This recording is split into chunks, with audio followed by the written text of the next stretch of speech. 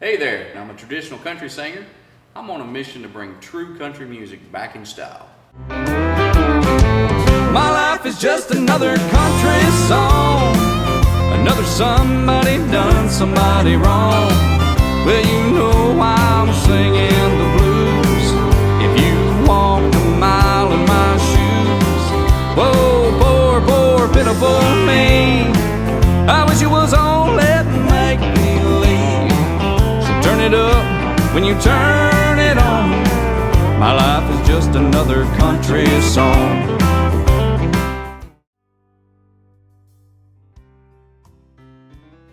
Everything hasn't always been sunshine and rainbows, though. I would say most of, not probably 99.9% of the people that follow you, they just have the most wonderful things to say about you. But every now and then we get a little internet hater, and I think in the beginning that was kind of hard to deal with for us, for the other person. I think we've worked on ourselves, and we've read enough personal development and went to enough seminars and watched stuff online that we're both pretty secure with who we are. People can say whatever they want about us individually, and we don't care. But I don't think we've ever prepared ourselves for how to deal with somebody talking about the other person, and I think that was really hard for us in the beginning. Yeah. I remember the very first time we canceled a Friday Night Live ever, we had got a private message to the page from someone, and basically she was saying, Matt, I'm not going to follow you anymore because I've requested this song so many times and you've never sung it, and if you don't care enough about me to sing a song that I request, then I don't care enough to follow you anymore. And I was so angry with that. I was like extremely angry, and Matt didn't want me to say anything, but I wanted to say something back, and we got in this huge fight over me wanting to retaliate against this person, and you were like, I don't care, it's not that big of a deal to me. And we got in such a big fight that my mascara was all, like, I was crying because I cry when I get angry. My mascara was all like smeared, and we did not look presentable to go live, so we had to cancel. And I think that was the first time you said that you were just gonna stop singing on the lives altogether. If it was gonna cause turmoil with people, you just weren't gonna do it. Oh, I think there was, that might have been the first time, but there was several times where I think that, I don't know what the right word to say here is, the complexity of everything, it just overwhelmed me so much, and I was like, I'm just not going to do this at all. I'm going to stay a property manager. Singing is just something I do on the side. I'm not really looking at a career in this.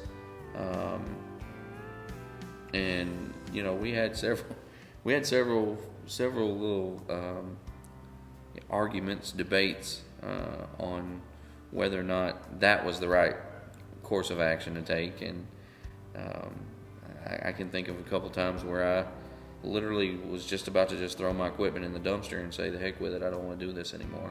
And one time he said that he was just going to quit singing because of one person trying to tell him, he needed to change. So he was just going to quit. And me and Heather, we begged him not to do that and to keep pursuing what he loved to do. And it pretty much stemmed from some of the negativity that we were getting from the page. And so the next day after we had canceled that live, he was pretty adamant he wasn't singing ever again. And I was crying. I was like, please don't stop. I will never say anything to anybody ever again. They can say whatever they want about you. Just don't stop singing. That'll be like a world travesty. And it's so crazy because that next day, when we were having that conversation, someone posted on the page, Matt, I love to hear you sing, but I'm going to do you a favor and tell you nobody likes to hear your wife, ever. And I'm now so grateful that happened, because I think he got to experience what it's like to be the spouse and someone talking about... Yeah, I absolutely lost my stuff. Yeah. Because I was like, for me, having her there, like I said, is it's very calming for me. And you know, and she's a great person, so why would anybody say something bad about her? You know, she don't ever do anything to anybody. Well, why would anybody say anything bad about you? Well, because I mean, you're a great person. You know, it's really not about that. It was you know, it's because I didn't sing a specific song for him. So I kind of understood that more than I understood somebody saying, we don't want to hear your wife. I mean, the only thing you were doing was helping with, you know, like keep everything on track and you know, things that I can't do. I mean, obviously, I mean, I'm a great singer, but great entertainer, but I can't keep all that stuff straight. That's not me. Well, she said my voice is annoying and she can't stand the piercing sound of it, and I agree with her. I don't agree with her. I didn't take offense to it. I think I have an annoying piercing sounding voice, and I cannot stand. I don't go back and watch the lives very often, and when I do, I always fast forward through me talking because I can't stand to hear my own voice. So I got it. But in that moment, that right there is what I think made him decide, you know what, I'm not going to let one person control whether I sing anymore. And so he made this post and he's like, listen. And up to that point, we had really been not really accommodating, I don't know what the word I'm trying to say is, really agreeable online. We hadn't really been super opinionated. Neither one of us had kind of told what we think about things. We just tried to really, you know, not try to upset anybody. But at that, he just made this post and he said, listen, if you follow me, you follow me, and you follow all of me, and that includes all of my family, including my wife, my mom, everybody, and my dogs. And if you don't like all that, then find somebody else to follow. And we didn't lose a single follower. We gained followers after that. And I think in that moment we realized you can be who you are, and people will follow you or not follow you, but the people that do follow you are going to be the people that actually like you. Yeah, those are the people that I care about anyway. Because if you unfollow me because I don't sing a song or because you don't like the way my wife talks, that's okay. I'm 100% okay with that, and it's nothing personal, and I get that. Just you don't have to follow me. I mean, I guess that's kind of how I am. I mean, if I ran into you on the street, I'm still going to be just as nice as I am right now. I'm going to be nice to you, but that doesn't mean that you have to follow me or support me or any of that. So I think that was definitely an eye-opening experience. Probably the hardest one, though, is we had a fan who had been following for months. She was a top fan. She had the top fan badge. She commented all the time. She was personal friends with both of us. She was in the fan club group. She never missed a live, and she was a super fan. And then she had made negative comments about things, not about us specifically, but about things, several times, and we just kind of tried to ignore it and chalk it up to, well, maybe she's got a hard life and she, doesn't practice positivity as much as we do or something.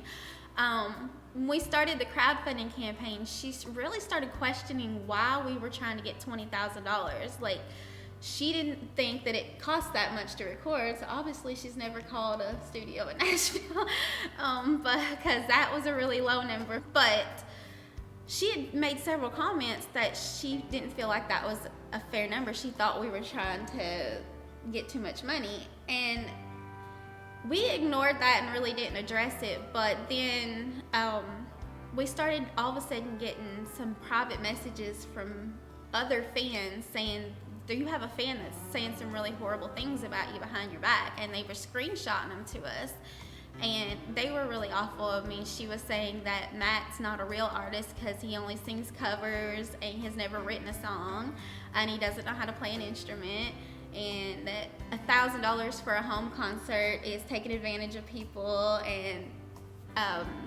I am lazy and don't do anything but sit and beg people for money to go to Nashville. I mean, it was some really awful, hurtful stuff, and it was to multiple fans had sent us some screenshots, and I think we tried our hardest to avoid blocking her from the page, but it was in the middle of the crowdfunding campaign, and I kept thinking, who all is she poisoning with this, and how many people is she gonna say this to?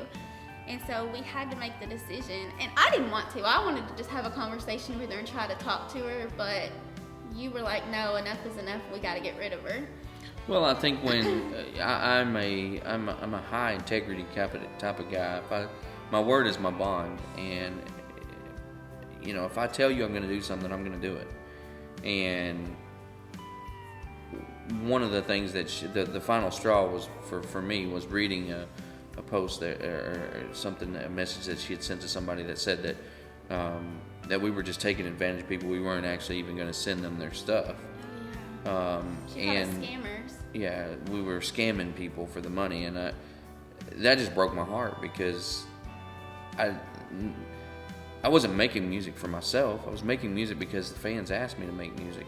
I was gonna make music because you guys wanted to hear some new traditional sound country music, and instead of listening to pop country. And so for somebody to say that, I felt like that was not the type of person that needed to be associated with my fan group. And so that's why when Heather basically begged me to not do it, but I just felt like it was that particular statement saying that we were scammers and that we were not going to do what we said.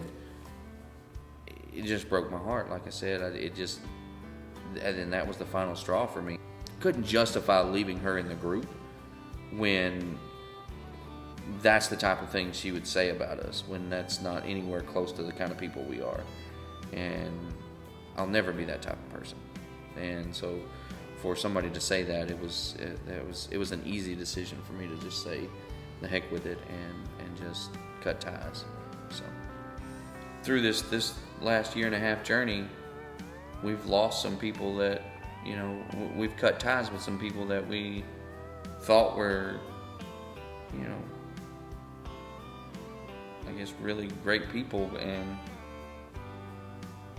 I guess after certain situations happened, we just had to make a decision that it wasn't worth what we had to deal with to have that relationship, and we just had to cut ties. I think we've learned through this that some people cling to you with an agenda.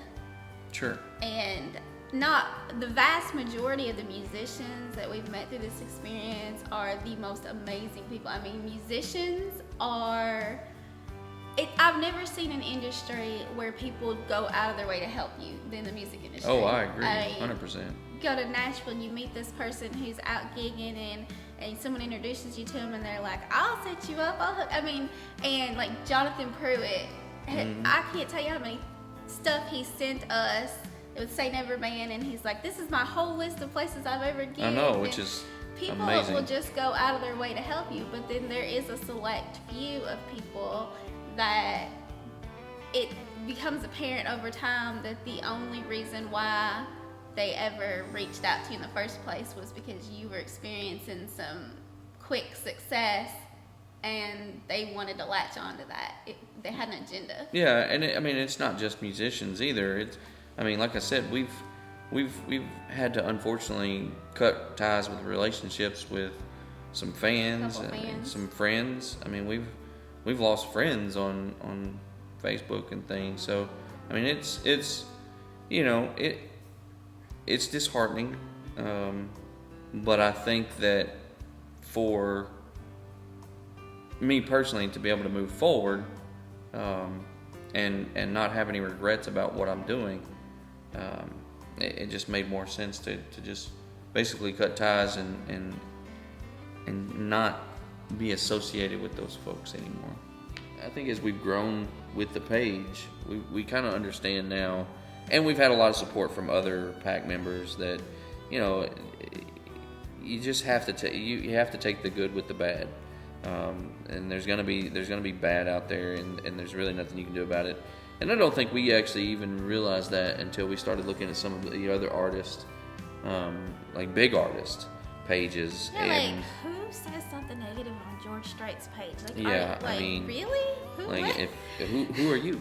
I Right. mean, who are you to talk about George Strait? But you know, when we get on there and we see those, you know, those internet negative trolls on there on those pages, I mean, it just made sense that we're gonna have that, and we're gonna have to deal with it, and we deal with it in our own way, and you know, we try to get through it the best we can, and you know, I am grateful to say that there hasn't been that many people that we've had to, you know, disconnect from the page and disconnect from us. And I am very fortunate on that, and I'm really happy that we haven't had to do that. And we do everything possible to not have to do something like that. It's got to be a really tough situation, because I want everybody to experience music and the way I sing music. I want everybody in the world to experience it.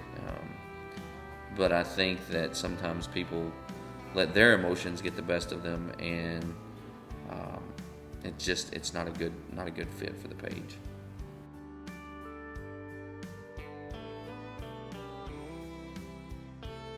We had a fan call and talk to us on the phone that told us basically that listening to your song or to your version of the dance kept her from committing suicide. I feel like music saved my life when I had cancer, so I can empathize with that. A fan reached out and said, you know, this speaks to me so much. I'm still in love with my ex-boyfriend. For a better phone